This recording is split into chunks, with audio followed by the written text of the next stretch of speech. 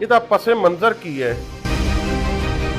ਜਿਹੜਾ ਕੱਲ ਵਾਕਿਆ ਹੋਇਆ ਹੈ, ਇੱਕ 3 ਸਾਲ ਦਾ ਬੱਚਾ ਯਤੀਮ ਹੋ ਗਿਆ ਹੈ ਆਪਣੇ ਵਾਲਿਦ ਦੀ ਸ਼ਫਕਤ ਤੋਂ।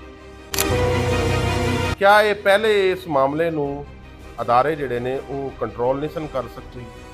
ਸਮਝੋ ਕਿ 3 ਮਾਵਾਂ ਦੇ ਘਰ ਉਜੜ ਗਏ।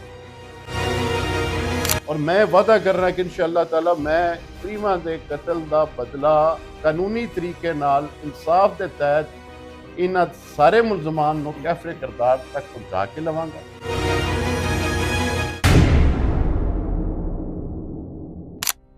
ਬਿਸਮਿਲ੍ਲਾਹਿਰ ਰਹਿਮਾਨ ਰਹੀਮ। ਕੱਲ ਹਾਫਜ਼ਾਬਾਦ ਦੇ ਵਿੱਚ 3 ਅਫਰਾਦ ਨੂੰ ਬੜਾ ਬੇਦਰਦੀ ਨਾਲ ਕਤਲ ਕਰਨ ਤੋਂ ਬਾਅਦ ਉਸੇ ਗੱਡੀ ਦੇ ਵਿੱਚ ਉਹਨਾਂ ਦੀ ਲਾਸ਼ਾਂ ਨੂੰ ਵੀ ਜਲਾ ਦਿੱਤਾ ਗਿਆ। ਪੁਲਿਸ ਨੇ ਮੁਕੱਦਮਾ ਦਰਜ ਕਰ ਲਿਆ। ਹਾਫਜ਼ਾਬਾਦ ਤੋਂ ਤਲਕ ਰੱਖਣ ਵਾਲੇ ਮਸ਼ਹੂਰ ਸਿਆਸਤਦਾਨ ਮੀਆਂ ਮਾਮੂਨ ਜਾਫਰ ਤਾਰੜ ਦੇ ਬੜੇ ਕਰੀਬੀ ਸਾਥੀ ਸਮਝੇ ਜਾਂਦੇ ਸਨ ਮੁਹੰਮਦ ਹੁਸੈਨ ਤਾਰੜ ਸਾਹਿਬ। ਤੇ ਮੀਆਂ ਸਾਹਿਬ ਇਸ ਵਕਤ ਸਾਡੇ ਨਾਲ ਨੇ। ਕੁਝ ਪਸ ਮੰਜ਼ਰ ਹੈ ਇਸ ਵਾਕਿਆ ਦਾ। ਕੱਲ ਵਾਲਾ ਜਿਹੜਾ ਵਾਕਿਆ ਹੈ ਇਹ ਕੋਈ ਅਨਹੋਣੀ ਨਹੀਂ ਹੋਇਆ, ਪਹਿਲੀ ਦਫਾ ਨਹੀਂ ਹੋਇਆ, ਤੇ ਬੜਾ ਲੰਬਾ ਜੋ ਹੈ ਉਹ ਪਸ ਮੰਜ਼ਰ ਹੈ। ਮੀਆਂ ਸਾਹਿਬ ਨੂੰ ਗੁਜ਼ਾਰਿਸ਼ ਕਰਨੇ ਆ, ਮੀਆਂ ਸਾਹਿਬ ਇਹਦੇ ਉੱਤੇ ਇਹ ਦੱਸੋ ਕਿ ਇਹ ਸਟੋਰੀ ਜਿਹੜੀ ਕੱਲ ਇੰਤਹਾਈ ਇੰਦੋਨਾਕ ਵਾਕਿਆ ਹੋਇਆ ਹੈ, ਇਹਦਾ ਪਸੇ ਮੰਜ਼ਰ ਕੀ ਹੈ? ਕਿਆ ਇਹ ਪਹਿਲੇ ਇਸ ਮਾਮਲੇ ਨੂੰ ਅਦਾਰੇ ਜਿਹੜੇ ਨੇ ਉਹ ਕੰਟਰੋਲ ਨਹੀਂ ਸਨ ਕਰ ਸਕਦੇ? ਬਿਸਮਿਲ੍ਲਾਹਿਰ ਰਹਿਮਾਨ ਰਹੀਮ। ਮੀਆਂ ਸਾਹਿਬ ਮੈਂ ਉਹਦੇ ਅੰਦਰ ਇਹ ਅਰਜ਼ ਕਰਾਂਗਾ ਕਿ ਇਹ ਜਿਹੜਾ ਕੱਲ ਦਾ ਵਾਕਿਆ ਹੈ ਇਹਦੀ ਕੜੀ ਜਿਹੜੀ ਪਿਛਲੇ 2-2.5-3 ਸਾਲ ਤੇ ਜਾਂਦੀ ਵਹੀ ਤੇ ਜੀ ਇੱਕ ਕੰਟੀਨਿਊਟੀ ਹੈ ਮੁਖਤਲਿਫ ਵਾਕਿਆਤ ਦੀ। ਔਰ ਮੈਂ ਇਹਦੇ ਅੰਦਰ ਸਮਝਾਂਗਾ ਕਿ ਖਾਸ ਤੌਰ ਤੇ ਇੱਕ ਜਿਹੜਾ ਕੱਲ ਵਾਕਿਆ ਹੋਇਆ ਹੈ, ਇੱਕ 3 ਸਾਲ ਦਾ ਬੱਚਾ ਯਤੀਮ ਹੋ ਗਿਆ ਹੈ ਆਪਣੇ ਵਾਲਿਦ ਦੀ ਸ਼ਫਕਤ ਤੋਂ। ਇੱਕ 18 ਸਾਲ ਦਾ ਬੱਚਾ ਫੌਤ ਉਹਦੇ ਵਾਲਿਦ ਦਾ, ਉਹ ਇਕਲੌਤਾ 3 ਭਰਾ ਸਨ, ਛੋਟਾ ਬੇਟਾ ਸੀ ਉਹ ਫੌਤ ਹੋ ਗਿਆ।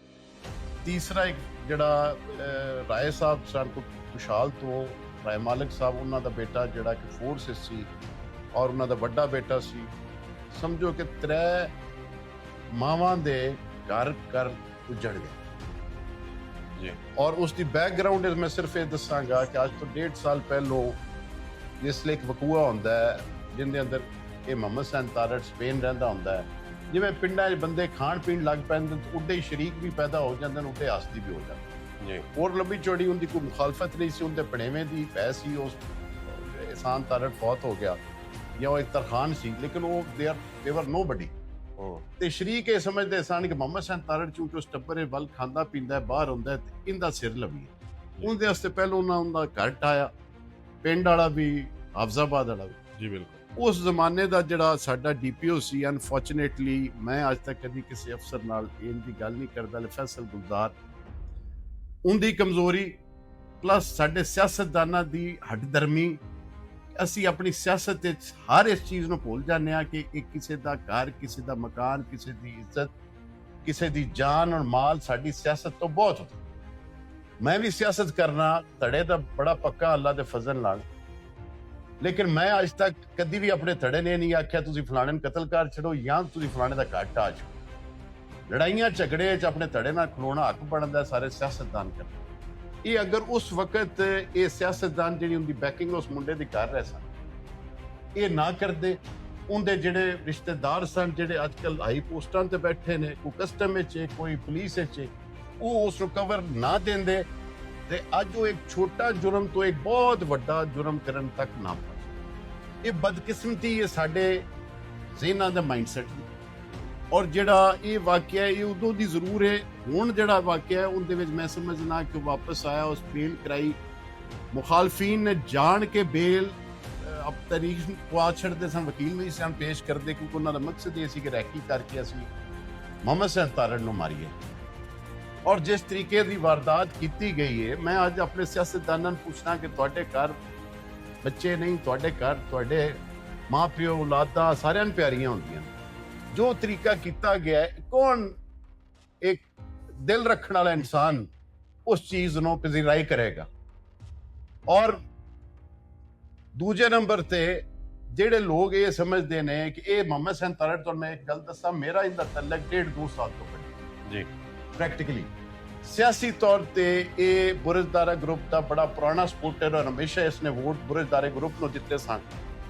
ਮੈਨੂੰ ਨਿਹਾਇਤ ਤਕਲੀਫ ਤੇ ਅਫਸੋਸ ਹੋਇਆ ਜੀ। ਮੈਂ ਰਾਤ ਦਾ ਸਵੇਰ 4 ਵਜੇ ਵੀ ਮੈਂ ਥਾਣਿਓਂ ਤੇ ਹਸਪੀਟਲ ਤੋਂ ਵਾਪਸ ਆਇਆ ਕਿਸ ਲਈ ਵਕੂਆ ਹੋਇਆ, ਫਿਰ ਅੱਜ ਸਵੇਰ ਦਾ ਵੀ ਲਗਾ ਫਿਰਨਾ, ਤੁਹਾਨੂੰ ਪਤਾ ਹੁਣ ਵੀ ਮੈਂ ਉਸੇ ਚੱਕਰ 'ਚ ਸਾਂ।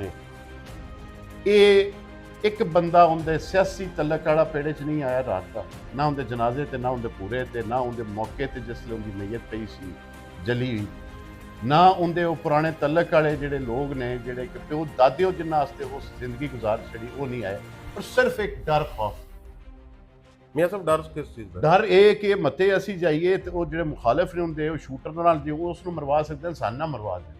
ਇਹ ਬੁਜ਼ਦਲ ਨੇ ਔਰ ਇਹ ਬੁਜ਼ਦਲ ਕੌਮ ਹੈ, ਬੁਜ਼ਦਲ ਇਹ ਬੰਦੇ ਨੇ ਜਿਹੜੇ ਬੈਠੇ ਨੇ, ਜਿਹੜੇ ਲੋਕ ਹੁੰਦੇ ਨੇ।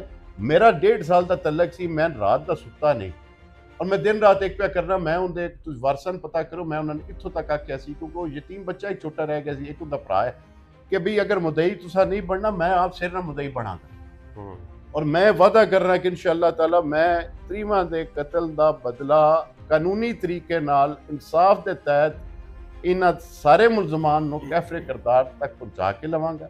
ਔਰ ਸੈਕੰਡਲੀ ਮੈਂ ਸਮਝਣਾ ਕਿ ਇੱਕ ਬੰਦਾ ਬਾਹਰੋਂ ਆਇਆ, ਸਾਡੇ ਸਿਸਟਮ ਤੇ ਯਕੀਨ ਕਰਕੇ ਆਇਆ ਕਿ ਮੈਂ ਜਾਵਾਂਗਾ, ਮੇਰਾ ਇਨਸਾਫ ਹੋਏਗਾ। ਇੱਥੇ ਸਿਰਫ ਪੁਲਿਸ ਦੀ ਮੈਂ ਨਹੀਂ ਸਮਝਦਾ ਗਲਤੀ ਹੈ, ਇੱਥੇ ਸਾਡੀ ਅਦਾਲਤੀ ਨਿਜ਼ਾਮ ਵੀ ਅਨਫੋਰਚੂਨੇਟਲੀ ਏਡਾ ਕੋ ਵੀਕ ਹੈ। ਉਹ ਚੀਜ਼ ਵੇਂਦੇ ਨਹੀਂ ਕਿ ਓਵਰਸੀਜ਼ ਆਇਆ ਔਰ ਰੋਜ਼ ਤਰੀਕਾਂ ਤੇ ਆ ਰਿਹਾ, ਉਸਨੇ ਵਾਪਸ ਵੀ ਜਾਣਾ ਸੀ, ਉਹਦੇ ਮੁਖਾਲਫੀਨ ਜਾਣ ਕੇ ਵਕੀਲ ਨਾ ਪੇਸ਼ ਕਰਕੇ ਇੱਕ ਹੁਜਤ ਬਣਾ ਰਹੇ ਸਨ, ਡਿਲੇ ਕਰ ਰਹੇ ਸਨ। ਤੇ ਸਾਡੇ ਜੱਜ ਸਾਹਿਬਾਨ ਨੂੰ ਵੀ ਏਡੀ ਜਲਦੀ ਕੋਈ ਨਹੀਂ ਹੁੰਦੀ ਫੈਸਲਾ ਸੁਣਾਉਣ ਦੀ, ਉਹ ਵੀ ਉਸ ਚੀਜ਼ ਨੂੰ ਲਮਕਾਈ ਰੱਖਦੇ ਨੇ। ਔਰ ਅਨਫੋਰਚੂਨੇਟਲੀ ਇਹ ਉਹ ਨਿਜ਼ਾਮ ਹੈ ਜਿਸ ਨੂੰ ਬਿਹਤਰ ਕਰਨ ਦੀ ਬੜੀ ਸਖਤ ਜ਼ਰੂਰਤ ਹੈ। ਲੇਕਿਨ ਮੈਂ ਇਹਦੇ ਨਾਲ ਜਿਹੜਾ ਸਾਬਕਾ ਮੈਂ ਫੈਸਲ ਗੁਲਜ਼ਾਰ ਦਾ ਵੀ ਜ਼ਿਕਰ ਕੀਤਾ, ਲੇਕਿਨ ਹੁਣ ਦਾ DPO SHO ਉਹਨਾਂ ਮੈਂ ਰਾਤ ਸਮਝਣਾ ਕਿ ਬਿਲਕੁਲ ਉਹਨਾਂ ਮੈਰਿਟ ਤੇ ਹੋ ਕੇ ਔਰ ਬੜਾ ਟਿਕਾ ਕੇ, ਔਰ ਇੱਕ ਹੋਰ ਮੁਲਜ਼ਮ ਜਿਹੜਾ ਅੱਜ ਫੜਿਆ ਗਿਆ ਹੈ, ਸਵੇਰ ਦੇ ਟਾਈਮ ਉਹ ਫਲਾਈ ਕਰ ਚੱਲਾ ਸੀ ਬਾਹਰ ਦੇ ਮੁਲਕ, ਅਗਰ ਉਹਦਾ ਨਾ ਪੀਐਨਐਲਾਈਜ਼ ਨਾ ਪਾਇਆ ਜਾਂਦਾ ਤਾਂ ਉਹ ਅੱਜ ਨਿਕਲ ਗਿਆ ਸੀ ਦੂਜਾ ਮੁਲਜ਼ਮ ਵੀ, ਇੱਕ ਮੁਲਜ਼ਮ ਤੇ ਅੱਗੇ ਹੀ ਬਾਹਰ ਬੈਠਾ। ਤੇ ਇਹ ਸਾਡੀ ਪੁਲਿਸ ਦੀ ਅੱਛੀ ਕਾਵਿਸ਼ ਹੈ। ਉਸ ਤੋਂ ਮਜ਼ੀਦ ਵੀ ਕੁਝ ਚੀਜ਼ਾਂ ਚੱਲ ਰਹੀਆਂ ਜਿੱਦਾਂ ਤੇ ਮੈਂ ਅਜੇ ਰੋਸ਼ਨੀ ਨਹੀਂ ਪਾਵਾਂਗਾ ਕਿਉਂਕਿ ਅੰਡਰ ਇਨਵੈਸਟੀਗੇਸ਼ਨ ਹੈ ਸਾਰਾ ਕੁਝ। ਤੇ ਬਾਕੀ ਸਿਰਫ ਆਪਣੇ ਜੇ ਸਿਆਸਤਦਾਨਾਂ ਵਾਸਤੇ ਤੇ ਆਪਣੇ ਜੇ ਲੋਕਾਂ ਵਾਸਤੇ ਸਿਰਫ ਇਹ ਦੱਸਣਾ ਕਿ ਜਿਸ ਲਈ ਯਾਰ ਅਸੀਂ ਤਲਕ ਬਣਾਉਂਦੇ ਹਾਂ ਕਿਸੇ ਨਾਲ, ਨਿਰਾ ਵੋਟਾਂ ਦਾ ਬਣਾਉਣਾ, ਨਿਰਾ ਉਸ ਗੱਲ ਨੂੰ ਰੱਖਣਾ ਕਿ ਹੱਸ ਛੜੋ, ਹੱਸਦਿਆਂ ਨਾਲ ਸਾਰੇ ਹੱਸਦੇ, ਰੋਂਦਿਆਂ ਨਾਲ ਰੋਂਦਾ ਕੋਈ ਨਹੀਂ। ਪਰ ਇਹ ਜ਼ਿਲਨ ਪਤਾ ਹੈ ਕਿ ਜਿੰਨ ਦੇ ਨਾਲ ਮਾਮੂਨ ਹੁੰਦਾ, ਮਾਮੂਨ ਦੇ ਲੱਗਦਾ ਕੋਈ ਫੌਤ ਹੋ ਜਾਏ ਉਸ ਤੋਂ ਬਾਅਦ ਉਹਦੀ ਚੋਖੀ ਕਦਰ ਕਰਦੇ। ਤੇ ਇਨਸਾਨ ਨੂੰ ਇਨਸਾਨ ਤਾਂ ਹੀ ਆਖਿਆ ਜਾਂਦਾ ਜਿਸ ਨੂੰ ਆਪਣੇ ਅਮਲਾਂ ਨਾਲ ਖਾਂਦਾ। ਅੱਜ ਜਿਹੜੇ ਉਹਦੇ ਪੁਰਾਣੇ ਲੱਗਦੇ ਘਰਾਂ 'ਚ ਬੈਠੇ ਨੇ, ਉਹਦੇ ਬੂਹੇ ਅੱਗੇ ਉਹਦਾ ਜਨਾਜ਼ਾ ਗਿਆ ਤਾਂ ਉੱਠ ਕੇ ਨਹੀਂ ਆਏ ਕਿ ਇਸ ਡਰ ਪਿੱਛੇ ਮੌਤ ਤੇ ਇੱਕ ਦਿਨ ਆਣੀ ਬਾਹਰ ਹੱਕ ਕੇ ਅੱਲਾ ਮਾਫ ਕਰੇ। ਇਹ ਮੇਰਾ ਮਤਲਬ ਹੈ ਕਿ ਯਕੀਨੀ ਮਤਲਬ ਇਹਨਾਂ ਦਾ ਅੱਲਾ ਦੀ ਜ਼ਾਤ ਤੇ ਕੋਈ ਨਹੀਂ, ਦੁਨੀਆ ਤੇ ਲਗੇ ਫਿਰਦੇ ਨੇ। ਤੇ ਉਹ ਸਿਆਸਤਦਾਨਾਂ ਨੂੰ ਮੈਂ ਪੁੱਛਣਾ ਚਾਹਨਾ, ਖਾਸ ਤੌਰ ਤੇ ਆਪਣੀ ਭੈਣ ਸਾਇਰਾ ਅਫਜ਼ਲ ਤਾਰੜ ਨੂੰ, ਅੱਜ ਤੋਂ ਸਾਲ ਪਹਿਲੋਂ ਤੇਰਾ ਨਹੀਂ ਸੀ ਕੰਮ ਬਣਦਾ ਕਿ ਤੂੰ ਏਡੀ ਗਲਤ ਸਪੋਰਟ ਕਰਦੀ ਹੋ ਇਸ ਮੁੰਡੇ ਦੀ, ਔਰ ਇਸ ਗਲਤ ਸਪੋਰਟ ਕਰਕੇ ਇਸ ਨੂੰ ਏਡੀ ਸ਼ਹਿ ਦਿੱਤੀ ਜਾਂਦੀ ਕਿ ਅੱਜ ਇਸ ਮੌਕੇ ਤੇ ਪਹੁੰਚ ਗਿਆ ਕਿ ਉਸਨੇ ਏਡਾ ਵੱਡਾ ਜੁਰਮ ਕਰਾਇਆ। ਮੈਂ ਅਗਰ ਸਿਆਸੀ ਪੁਆਇੰਟ ਸਕੋਰਿੰਗ ਕਰਨੀ ਹੁੰਦੀ, ਮੈਨੂੰ ਕਈ ਬੰਦੇ ਆਖੇ ਜੀ ਆਪਣਾ ਮੁਹੱਤਰ, ਮੈਂ ਕਹਿੰਦੀ ਮੈਨੂੰ ਇਹ ਕਨਫਰਮ ਹੈ ਕਿ ਨਾ ਮੁਹੱਤਰਮਾ ਸਾਇਰਾ ਅਫਜ਼ਲ ਤਾਰੜ ਨਾ ਕਿਸੇ ਹੋਰ ਨੇ ਉਹਨਾਂ ਨੂੰ ਮਸ਼ਵਰਾ ਦਿੱਤਾ ਹੋਣਾ ਕਿ ਤੁਸੀਂ ਇਹ ਜੁਰਮ ਕਰੋ। ਲੇਕਿਨ ਮਸ਼ਵਰਾ ਨਾ ਦੇਣਾ ਵੀ ਇਹ ਕੋਈ ਗੱਲ ਨਹੀਂ, ਲੇਕਿਨ ਜਿਸ ਲਈ ਤੁਸੀਂ ਇਸ ਟਾਈਪ ਦੇ ਅੱਜ ਕੱਲ੍ਹ ਦੇ ਆਈਸ ਪੀਣ ਵਾਲੇ ਮੁੰਡਿਆਂ ਦੀ ਪੈਰਵੀ ਕਰੋਗੇ, ਉਹਦਾ ਇੰਜਾਮ ਇਹ ਹੋਇਆ। ਮੀਆਂ ਸਾਹਿਬ ਬੜੀ ਅੱਛੀ ਤੁਸੀਂ ਗੱਲ ਕੀਤੀ ਹੈ ਕਿ ਜਿਹਦੇ ਨਾਲ ਤੁਸੀਂ ਲੱਗੇ ਹੋ ਤਾਂ ਉਹਦੇ ਹਰ ਖੁਸ਼ੀ ਗਮੀ ਦੇ ਵਿੱਚ ਉਹਦਾ ਨਾਲ ਹੋਣਾ ਚਾਹੀਦਾ।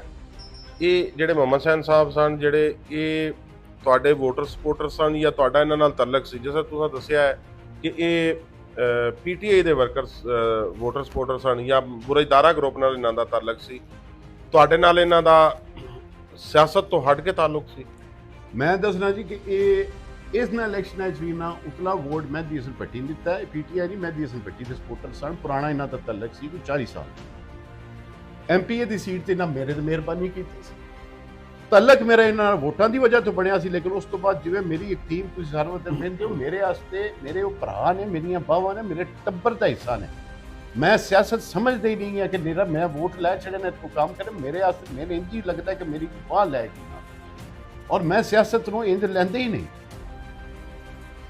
ਸਾਡੇ ਮੁਲਕ ਦੇ ਵਿੱਚ ਜਿਸ ਤਰ੍ਹਾਂ ਸਿਆਸੀ ਨਿਜ਼ਾਮ ਹੈ, ਸਿਆਸੀ ਕਲਚਰ ਬਣੇ ਹੈ ਕਿ ਮੁਖਾਲਫੀਨ ਜਿਹੜੇ ਨੇ ਉਹਨਾਂ ਨੂੰ ਨਾ ਸਿਰਫ ਕਤਲ ਕਰਵਾਇਆ ਜਾਂਦਾ ਬਲਕਿ ਉਹਨਾਂ ਨਾਲ ਬਹੁਤ ਸਾਰੇ ਜਿਹੜੇ ਨੇ ਉਹਨਾਂ ਦੇ ਨਾਲ ਜ਼ੁਲਮ ਹੁੰਦੇ ਨੇ।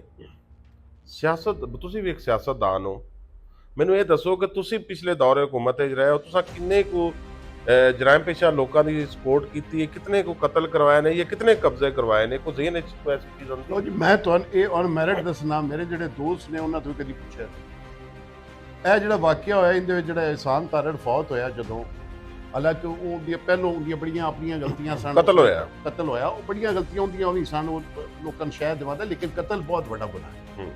ਜਦੋਂ ਹੋਇਆ ਤੇ ਮੈਂ ਮੁਹੰਮਦ ਹਸਨ ਤਾਰੜ ਨੂੰ ਆਖਿਆ ਮੇਰਾ ਤੇਰੇ ਨਾਲ ਤਲਕ ਹੈ, ਲੇਕਿਨ ਤੂੰ ਅਗਰ ਪੈਰਵੀ ਕੀਤੀ ਉਹਨਾਂ ਮਾਰਨ ਵਾਲਿਆਂ ਦੀ ਤੇ ਮੈਂ ਤੇਰਾ ਸਾਥ ਨਹੀਂ। ਸਹੀ, ਅਗਰ ਉਹਨਾਂ ਮਾਰਿਆ ਤਾਂ ਭੋਗਣਗੇ। ਔਰ ਇਹ ਰਿਕਾਰਡ ਦਾ ਹਿੱਸਾ ਹੈ, ਉਹਦਾ ਪ੍ਰੇਮਾ ਵੀ ਜੇਲ੍ਹ ਰਿਹਾ, ਉਹਦਾ ਇੱਕ ਹੋਰ ਬੰਦਾ ਤਰਖਾਨ ਸੀ ਉਹਦਾ ਸੀ, ਉਹ ਵੀ ਜੇਲ੍ਹ ਰਿਹਾ। ਕੋਈ ਪੁਲਿਸ ਵਾਲਾ ਸਾਬਤ ਕਰ ਦੇ ਕਿ ਮਾਮੂਨ ਨੇ ਇੱਕ ਦਿਨ ਉਹਨਾਂ ਦੋਵਾਂ ਬੰਦਿਆਂ ਦੀ ਸਿਫਾਰਿਸ਼ ਕੀਤੀ ਹੋਵੇ, ਜੇਲ੍ਹ ਵਾਲਿਆਂ ਨੇ ਕੀਤੀ ਹੋਵੇ, ਪੁਲਿਸ ਵਾਲਿਆਂ ਨੇ ਕੀਤੀ ਹੋਵੇ, ਕਿਸੇ ਨੇ ਆਖਿਆ ਹੋਵੇ ਕਿ ਇਹ ਇਹਨਾਂ ਨੂੰ ਛੱਡ। ਔਰ ਉਹਦੀ ਵਜ੍ਹਾ ਸਿਰਫ ਇਹ ਸੀ ਕਿ ਮੈਨੂੰ ਇਹ ਹੁੰਦਾ ਹੈ ਕਿ ਇਨਸਾਨੀਅਤ ਸਭ ਤੋਂ ਵੱਡੀ ਚੀਜ਼। ਉਸ ਮੇਰੇ ਉੱਤੇ ਇਲਜ਼ਾਮ ਕੋਈ ਬੰਦਾ ਲਾ ਕੇ ਵਿਖਾਏ ਕਿ ਮਾਮੂਨ ਨੇ ਫਲਾਣੇ ਨੂੰ ਮੱਤ ਦੇ ਕੇ ਫਲਾਣਾ ਬੰਦਾ ਮਰਵਾਇਆ, ਜਾਂ ਮੈਂ ਬੰਦਿਆਂ ਨੂੰ ਸ਼ਹਿ ਦਿੱਤੀ ਹੋਵੇ ਕਿ ਜੀ ਤੁਸੀਂ ਇਹ ਕਰੋ। ਕੋਈ ਇੱਕ ਵਾਕਿਆ ਦੱਸੋ। ਬਾਕੀ ਸਾਰੇ ਸਿਆਸਤਦਾਨ ਸ਼ਹਿ ਦੇ ਲੈਂਦੇ ਨੇ, ਬਾਕੀ ਡਰ ਕੇ ਛੁਪ ਕੇ ਅੰਦਰ ਬਹਿ ਜਾਂਦੇ ਨੇ, ਕਿਸੇ ਨਾਲ ਖਲੋਣ ਦਾ ਵਕਤ ਆਵੇ ਤੇ ਬਹਿ ਜਾਂਦੇ ਨੇ। ਮੈਂ ਅੱਗੇ ਕਈ ਵਾਰੀ ਮਿਸਾਲ ਦੇਣਾ ਹੁੰਦਾ, ਉਹ ਸੱਜਣ ਜੇ ਸੱਜਣ ਤੇ ਔਖੇ ਵੇਲੇ ਸਾਥ ਦੇਣ ਦੀ ਉਮੀਦ ਨਾ ਹੋਵੇ ਤੇ ਚੰਗੇ ਵੇਲੇ, ਮੇਰਾ ਮਤਲਬ ਇਹ ਮਤਲਬ ਦਾ ਨਿਰਾ ਸਾਥੀ ਹੋਵੇ, ਉਹ ਸੱਜਣ ਨਾਲ ਦੁਸ਼ਮਣ ਚੰਗਾ ਹੋ ਕਿ ਜਿਸ ਨੂੰ ਆਸ ਉਮੀਦ ਹੀ ਨਹੀਂ, ਔਰ ਦੁਸ਼ਮਣ ਨੂੰ ਵੀ ਉਹਦੇ ਤੋਂ ਖੌਫ ਨਹੀਂ ਹੈ, ਤਾਂ ਲੱਗਦੇ ਨੇ ਉਹਦੇ ਤੇ ਆਸ ਨਹੀਂ, ਉਹ ਬੰਦਾ ਕੋਈ ਨਹੀਂ ਹੁੰਦਾ।